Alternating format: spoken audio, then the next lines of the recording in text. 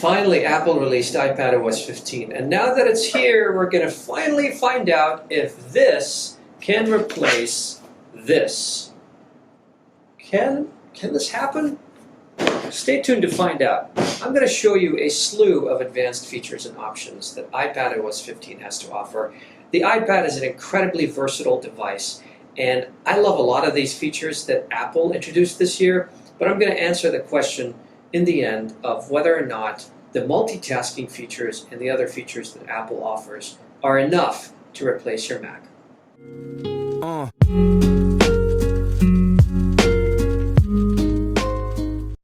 Hey guys, my name is Adam Lash and welcome to another WYS by Adam Lash. Let's check out the features on this year's iPadOS 15. So before we start, I've left a link in the description below, and this link will take you to Apple's website where you can see all the new features available with iPadOS, the entire list of features. Of course, we're not going to go through all of this because this is an extensive list, and I was pleasantly surprised by what I found. So in this video, I'm going to show you my top favorite features with iPadOS. Let's get to it. The first feature that I want to talk about is perhaps the most important feature, and I've been waiting for something like this for a long time, which is split view. It's a multitasking feature. Suppose I open an app right here. If you swipe down from the top of the app you want to replace, and then choose a new one from the home screen, suppose I choose this app right here, I get the split view. It's pretty cool. I can control the size. So if I want more screen estate for this app or more for that app, and I can just tap this again. You can see it right here. I can do that, or I can do this, or I can go full screen. And I think that's pretty cool. So these dots here have made it much more easier than before. Before it was kind of like a mess when I used to do the split screen thing. It was available, but now it's much more convenient with this new split view. The next cool feature that I like is something called Center Window. I want to show you what that is. Let's go ahead and fire up Notes. And let's say I have this note right here.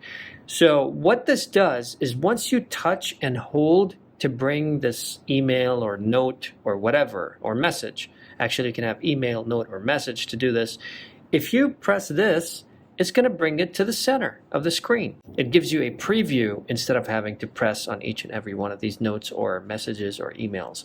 So the multitasking menu appears here too. The app switcher was also improved this year, and now you can create split view spaces in one screen with the app switcher. So let's go ahead and fire up the app switcher. This is the app switcher.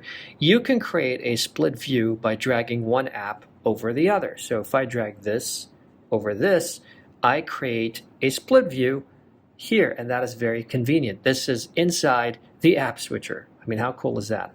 And of course, with 120 Hertz ProMotion display on the iPad, it's just even better. This was another cool feature, something called keyboard shortcuts. It's going to come in handy sometime, you'll never know. So you can attach a keyboard to your iPad and you can view a list of all the shortcuts. All what you have to do is to press and hold the Command key to view the shortcuts for an app. So if I have a keyboard like this and it's connected, let's say for example I am using Word, and let's say, okay, let's go full screen, and let's say I'm typing something here. If I press Command, you're going to see a list of all the shortcuts for this app. How cool is that? I mean, that's pretty cool. Everything you need to know for this particular app. Next is Quick Note and Notes, and I love this feature because it was missing on the iPad. It was there on Android devices like the Galaxy.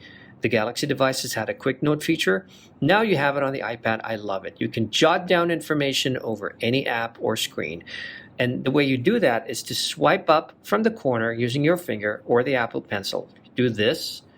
Once you take that note, you can save it. And you can start a quick note with a keyboard shortcut as well, or you can do it from the control center. And you can do this over any app or screen. Oh, and one of the coolest features, by the way, is that you can put anything in a quick note, including a link. How cool is that? Suppose I open Safari right now, and I see something interesting here. If I swipe up like this and start a quick note, and I say something here, and then I add a link, this link is going to show here, which means that anytime I go back to this app, I go back to this website, the link is going to pop up. If I press done, let's reload the page. There you go. It pops up. Safari got lots of updates this year, and they're pretty cool. And the first thing that you're going to notice is the redesigned tabs. Now, the tabs right now have a rounder, more defined appearance, and they adjust with a toolbar to match the colors of the site. And I think they look pretty cool. Another feature is something called tab groups, and you can create tab groups. This is moved to tab group, and you can create a new one. I made one called Apple, and that's pretty cool because you can save and organize your tabs in the way that works best for you. And you can switch between tab groups using the redesigned sidebar right here. So this is the Apple tab group that I created. These are the 3 tabs that are open. This is the Apple tab group that I created, just to show you. Safari also has HTTPS upgrade. So HTTPS upgrade automatically uses HTTPS whenever available. You have web extensions on iPadOS, so you can personalize Safari on iPadOS with web extensions, and web extensions can add functionality and features to Safari.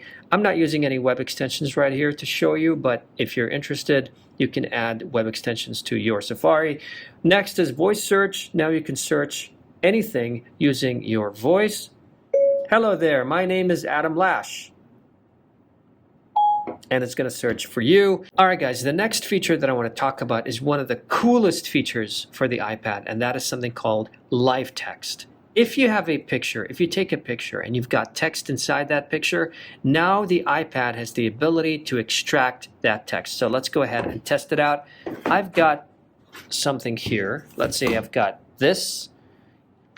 All right, you can see that live text is right here. That's on Apple's website. This is the link that I was talking to you about. I'm going to go ahead and take a picture. I am taking a picture right now. Okay, so now that I took the picture, let's go to the gallery. So this is the picture that I just took, and you can see there's some text here, which means that you can select the text in your picture, and that is so cool. You can also use the functions right here, like copy, translate, look up. Let's say I want to translate this to, let's say I want to translate this to another language.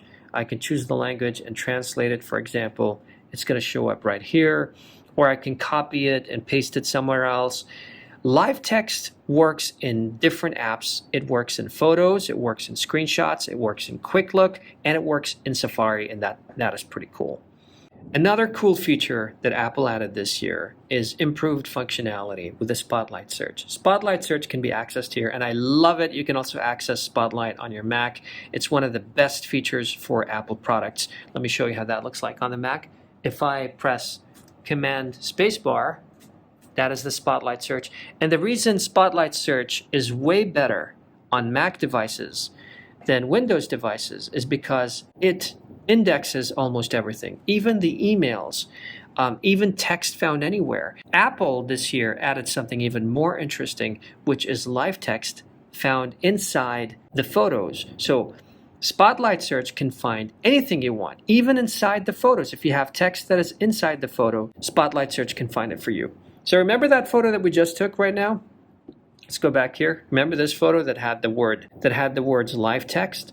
Let's test out Spotlight search by searching for the words live text. There you go. And it found it. This is really, really cool, you guys. Now, there's one caveat here. I don't know if this is a problem or a bug, or maybe it needs time to index, but I've tried to search for some of my older pictures. I found some text in older pictures, and I thought maybe Spotlight can find them. It was not able to find the text in my older pictures, but perhaps that's an indexing issue. I'm not sure, because if you have thousands of pictures and there's text in all of these pictures or in a lot of these pictures, then I think that's going to take a lot of processing power. But it works for any kind of recent photos that you took. In any case, Spotlight search and the live text inside is really, really cool. And like Google Photos, now you can search for things like, let's say I want to search for cat. It's going to show me my pictures, for example, with my cat. I mean, how cool is that? Okay, check this out. That's pretty cool, man. And speaking of privacy again, iCloud got a nice upgrade, and now iCloud is called iCloud Plus.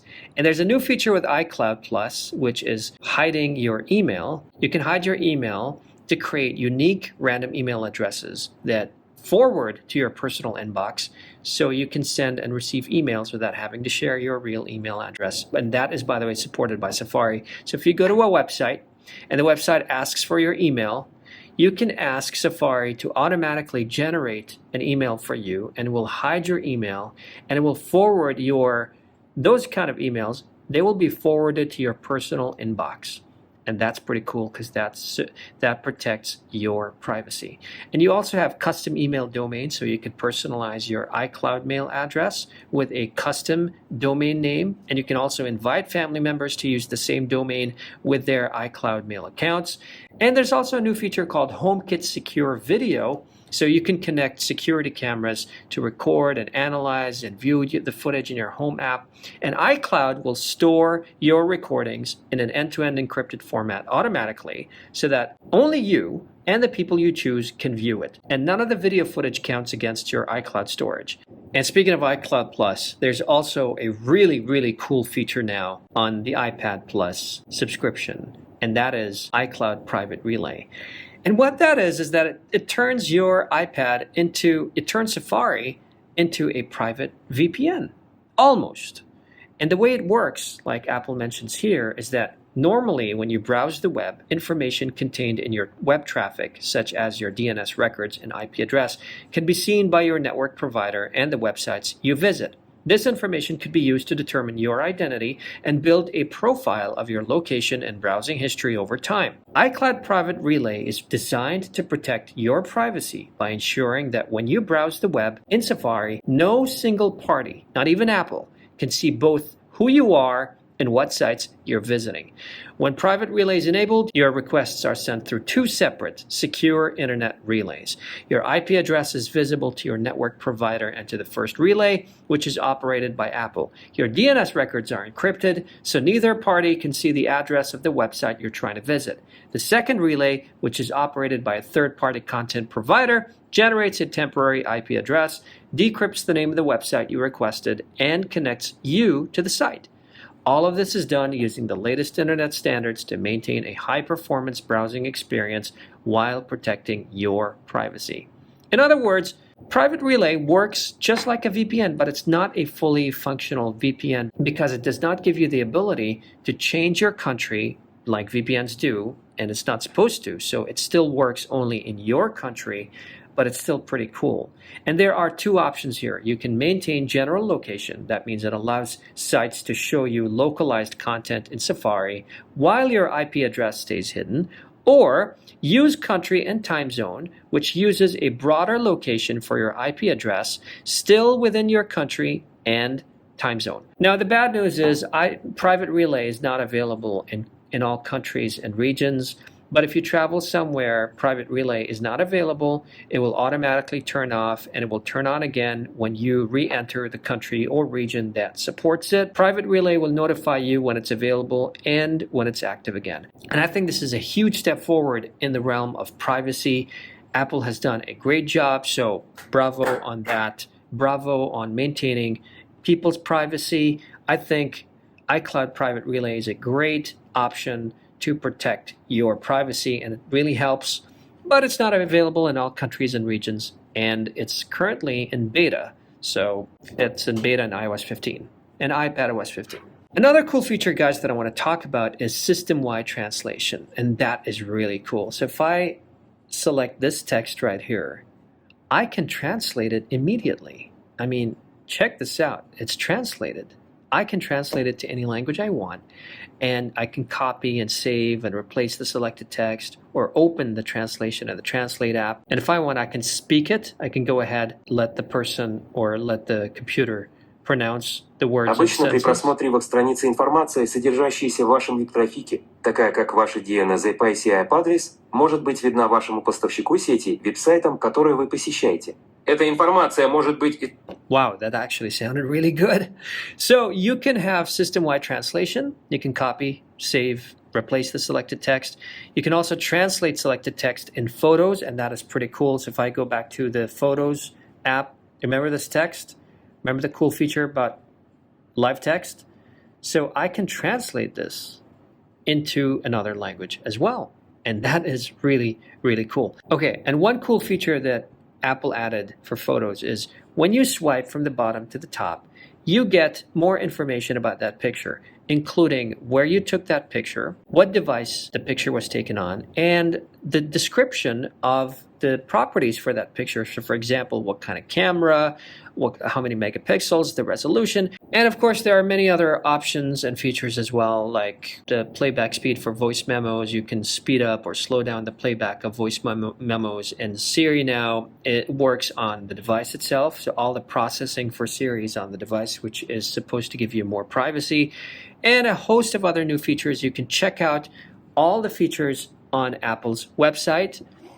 And now you might want to know if iPadOS 15 finally gave the iPad the necessary features and functions to replace your Mac. And the answer is no. In my opinion, the iPad is still not able to replace your Mac. And there are multiple reasons for that. Number one reason is perhaps that multitasking features are still not as good as your computer. With the computer, you have more freedom to move windows around or apps around. And even though iPadOS 15 gave us better multitasking features like the split view or the center view or all these things, the app library, because it is designed primarily for a touch device, it's still not capable of replacing your Mac. Besides, we are still missing fully fledged apps like Final Cut Pro, Logic Pro, and even the Office suite, the entire Office suite. Yes, we do have Microsoft Word and PowerPoint and Excel, but come on. Honestly, these versions are just too simplified for me, at least, to use. And I still go back to my computer. I tried using Word, for example, on the iPad, but it's missing a lot of features that you can find on your Mac. Now, Photoshop is almost getting there. Adobe is actually giving more and more options than Photoshop, but even Photoshop is still missing some features. I think this is going to continue to happen because the iPad is a mobile device. It's still primarily a media consumption device, but you can do a lot with it. And even though you can attach a keyboard and a trackpad, like I have right here, I've got a keyboard, and this is the iPad keyboard. And I've got a trackpad. I could attach these things to the iPad. It's still not able to replace a Mac. But that does not mean that the iPad is not an incredible device. It is actually an incredible device. I like to think of it as a supplementary device, but it can still be used as a primary device if you're not doing anything that is heavy, if you're not doing anything that is related to video or editing, or if you're just doing light tasks like Safari, like browsing the internet. Now, like I said, the Office apps are still simple, but you can get things done with them, but not as good as a full computer. And there you have it, guys. Thank you for watching this video. If you like this video, give it a like. And if you really like this video, subscribe to my channel, and have a great day.